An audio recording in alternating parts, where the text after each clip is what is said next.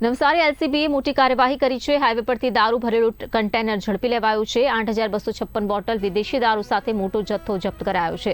દારૂની કિંમત ₹34,43,000, કુલ મુદ્દામાલ ₹58,50,000નો જાણવા મળ્યો છે। મહારાષ્ટ્ર પાસિંગના કન્ટેનરને બલવાડા નજીક રોકવામાં આવ્યું હતું। ડ્રાઈવર શ્રીકૃષ્ણા ઉર્ફે દિનેશ સોમવંશીની ધરપકડ કરવામાં આવી છે। દારૂ ભિવંડીથી અમદાવાદ મોકલાતો હોવાનું પણ ખુલ્યું રહ્યું છે। કન્ટેનર માલિક અને સપ્લાયર સતીશ વોન્ટેડ છે, ત્યારે આ અંગેની વધુ તપાસ પોલીસે તેજ કરી છે।